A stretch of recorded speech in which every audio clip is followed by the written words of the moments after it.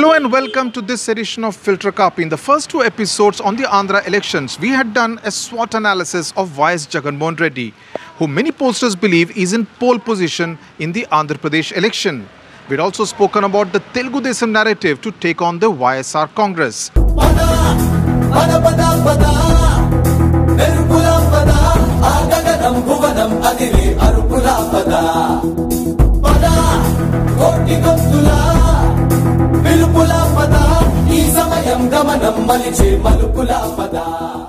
Today we speak about the third actor in the Andhra political theatre, actor turned politician Pawan Kalyan, who had floated his Jana Sena in 2014, but this is the first election that he is going to contest on his own in Andhra Pradesh. So let's look at what is working for Pawan Kalyan and what is not working for Pawan Kalyan. Let's first look at the credibility factor of Pawan Kalyan. Now, YSR Congress decided to boycott the assembly in Andhra Pradesh because 21 of its MLAs were poached by the ruling Telugu Desam. So that opposition space was in a sense begin to be occupied by Pawan Kalyan, and that gave him some amount of credibility. He added to the decibel level already mounted by Jagannath Reddy in demanding the special category status for Andhra Pradesh. So that was what gave him some kind of political credibility as he addressed several meetings throughout Andhra Pradesh. That was sometime last year. The second is, and the most important point as far as Pawan Kalyan and his Jana Sena are concerned, is a youth connect. Now, many of his admirers or fans are in their age group of about 18 to 30 to 35. And these are the people who are adding muscle to many of Jana Sena meetings, especially those which Pawan Kalyan is himself addressing. So the youth connect is very strong, and he would really hope that the crowds that he is getting actually translate into votes on the 11th of April. పాలించే పదవుల కన్నా సామాన్యుడి క్షేమం నిన్న ప్రజలందరి తరపున చెడును ప్రశ్నిస్తుంది జనసేన సేన సేన సేన జనసేన సేన సేన సేన సేన సేన జనసేన సేన సేన రాసైనిక కదలి రాసైనిక జనసేనానితో అడుగు వేద్దాం మనమిక. The third important point is that of the Kaapi community. Though Pawan Kalyan says that he does not belong to any particular caste or community, it is largely the Kaapi community which is rallying behind the just like it was a decade ago when his elder brother Chiranjeevi floated the Praja Rajyam. Now, though the Kaapi community is numerically more than the Reddy and the Kammas, they haven't really wielded actual political power, and it is the Reddy and the Kammas community which has been responsible providing the political backbone, as it were, to the YS Congress initially, now the YSR Congress, and the Kammas have rallied largely behind the TDP. So the Kaapi community sees in Jana Sena some kind of hope where they could also taste political power in the state of Andhra Pradesh.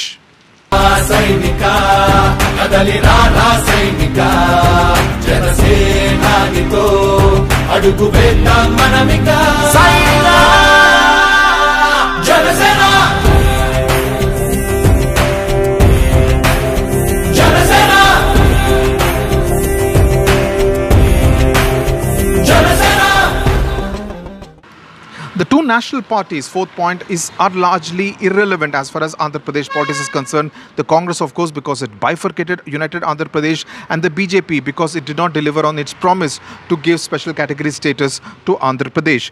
Pawan is attempting to break the duopoly of the two regional parties, the Telugu Desam and the YSR Congress, and it is his attempt to give some kind of a third alternative to the voters of Andhra Pradesh that he must be credited for, and that is a positive as far as Pawan Kalyan and the Jana Sena are concerned.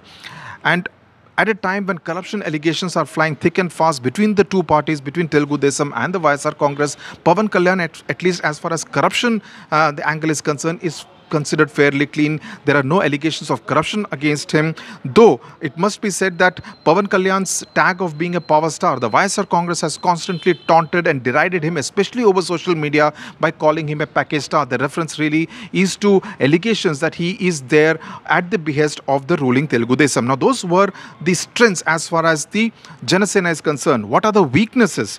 The minus points is that Jana Sena is essentially seen as a one-man show. It is Pawan Kalyan who really has to campaign extensively and aggressively for all his candidates, the 140 assembly candidates and the 18 Lok Sabha candidates of the Jana Sena, and of course this alliance partners, the BSP and the two left parties, which is why when fell sick, he was dehydrated, he had to be taken to hospital. The campaign at the very last moment, in the last 3-4 days, seems to have lost a bit of the fizz and the momentum. The second, and this is a very important point, the allegation of a truck with TDP has hurt, and especially since his narrative has been a little similar to what Chandrababu Naidu has been putting out, that seems to have hurt the Jana Sena, because it is being seen and spoken of as a B team of the Telugu Desam. Too many fresh faces. While this is something positive in the larger context of politics in India, at the same time, given the fact that the TDP and the YSR Congress have the political and electoral muscle and the experience of fighting elections, whether Jana Sena with its new faces, young faces, inexperienced faces can actually take them on is something which we really will have to see. But yes, Andhra has, like many other states, tolerated many old faces, many of them accused of corruption. So whether they will actually embrace and vote for these new faces is something we'll really need to wait till the 23rd of May to find out.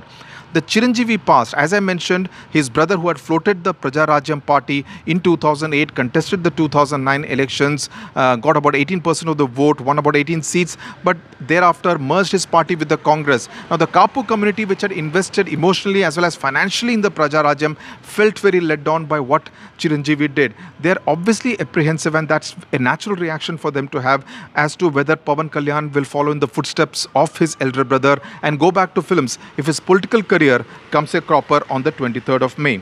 And final point, does the Jana Sena political machine have the wherewithal to convert the crowds that it is gathering, huge crowds, into votes? That is going to be extremely important. And of course, Pawan Kalyan not having any kind of administrative experience. I spoke to V.V. Lakshminarayana, who is the Jana Sena candidate in Visakhapatnam Lok Sabha constituency. He was a former joint director of the CBI here, who had supervised both the Satyam case as well as the Jagan Mohan Reddy cases. He believes that Jana Sena is going to come to power and Pawan Kalyan will be chief minister. So if that really happens, does Pawan have the kind of administrative experience to run the state of Andhra Pradesh? So those are some of the weaknesses as far as Pawan Kalyan and the Jana Sena is concerned. But definitely his presence in the political campaign has added a lot of interest to what was essentially seen as a Telugu Desam versus YSR Congress fight in Andhra Pradesh. So it is going to be a fascinating contest. 11th of April is when Andhra Pradesh votes, and do keep watching episodes of Filter Kaapi to know what's really happening on the ground, not just in Andhra Pradesh, but also in Telangana, Tamil Nadu, Kerala and Karnataka. It's going to be a fascinating election, and we do hope you'll continue to subscribe to Filter Kaapi to get the latest updates. Thanks for watching.